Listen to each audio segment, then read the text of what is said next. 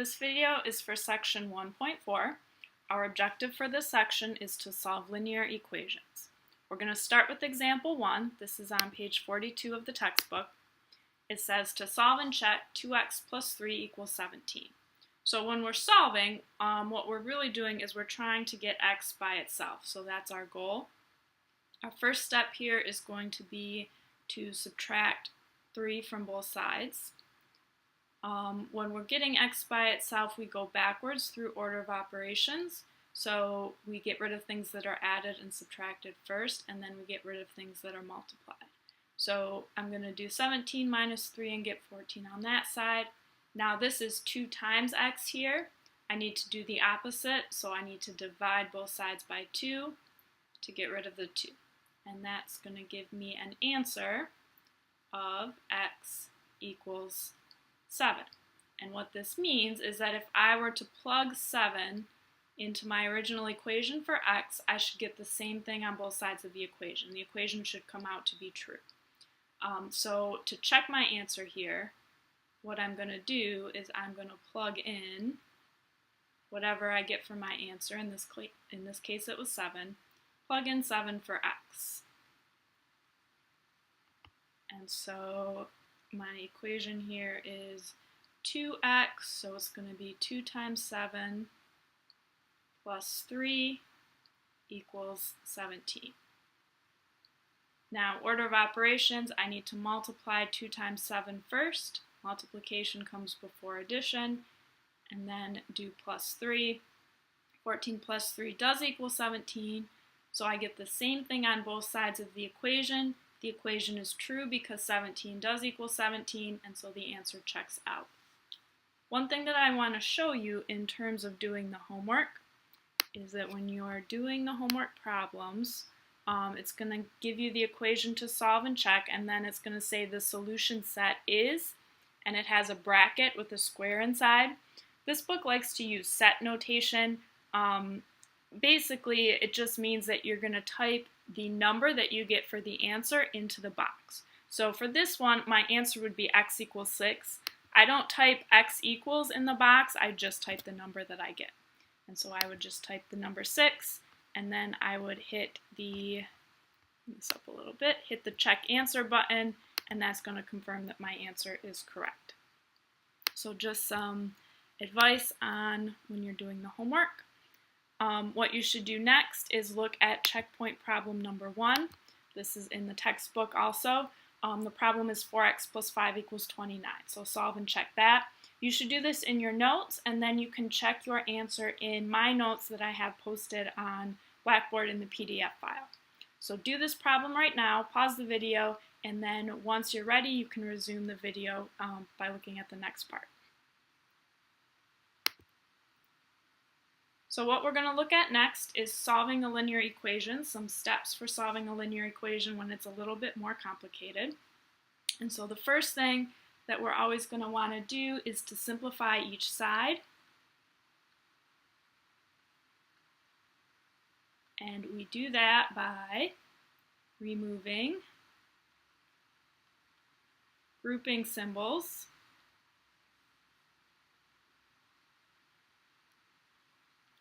which are usually parentheses, but not always, and combining like terms.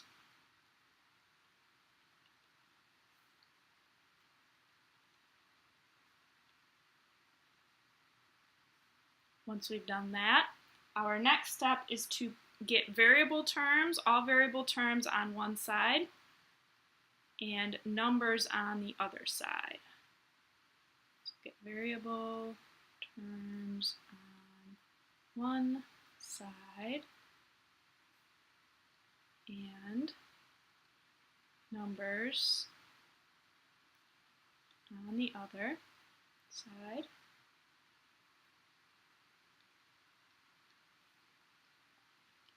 Step 3 is going to be to isolate the variable, get the variable by itself, in other words. And solve. And then step 4, which is kind of not part of solving the equation, but always a good idea to check your answer by plugging in. One thing to know about the homework is that on the homework you will have multiple attempts, unlimited attempts to complete each problem. So if you get an answer wrong, you can try again, and then once you get it right, you get the points for it. On the tests, however, you're only going to have one chance to do each problem. So if you put the wrong answer in the first time, then it's just going to be marked incorrect. And so now we're going to look at some slightly more complicated problems using these steps. We're going to do example 2 first. Again, this is in the book. So with this problem, you see that we have these x's here. On this side, 2x plus x. And then on the other side, we also have multiple x's as well. So we're going to need to combine like terms first. And when we're combining like terms, the key thing to remember is that when you're adding something like 2x plus x, you're not doing the opposite because you're not moving things across the equal sign here. You're combining things that are on the same side of the equal sign. Same thing with this 3x plus 2x. A mistake that I see a lot is people want to do minus 2x here and then minus 2x here, and that's not going to give you the right answer. You have to combine like terms that are on the same side of the equal sign. Now, when I'm moving things across the equal sign, I would do the opposite. So I'm going to do minus 3x and minus 3x on this side. I usually like to move the x's first, although you can do things in a different order, and you should still end up with the right answer as long as you're doing everything correctly. But I usually like to combine the x's first, and then I like to subtract the smaller one because that way I can have a positive number in front of x, and that makes it a little bit less likely that I'm going to make a mistake here. So get the x's on one side and then get the numbers on the other side. This is going to be negative 8 equals 2x, and then I'm going to divide both sides by 2, finally to get my answer of x equals negative 4. The book shows the check for this. I'm not going to do that in this video, but you can look there if you're interested in plugging in the answer that you get to check your answer. So what you should do next is look at checkpoint number 2. This is the problem checkpoint number 2 in the book as well. So pause the video, do this problem, and then when you're ready, you can move on to example 3. This is example 3. You notice that in this problem we have some parentheses that we haven't seen before. So parentheses are the grouping symbols that we're going to need to get rid of first. And the way that we get rid of parentheses is by using the distributive property. So this is 4 times 2x plus 1.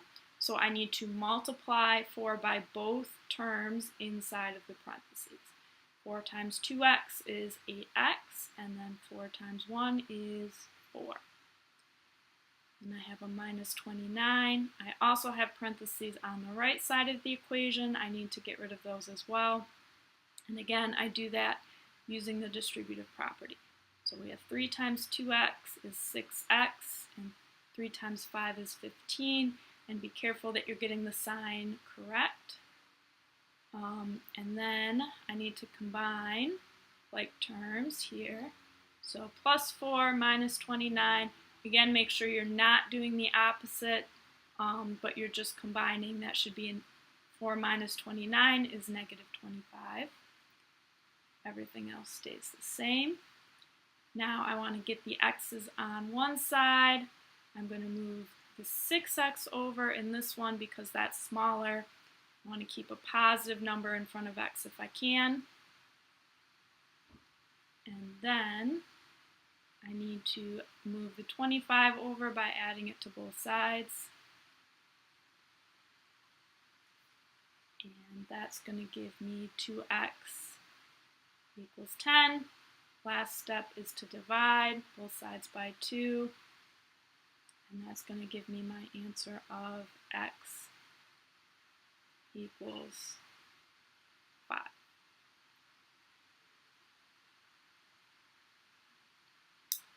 So what you should do next is checkpoint problem number 3. Again, you'll see the answer to this problem in the notes.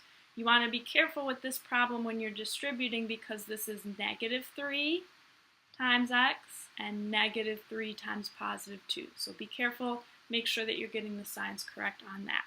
When you're done with this checkpoint problem, you can move on to the homework problems.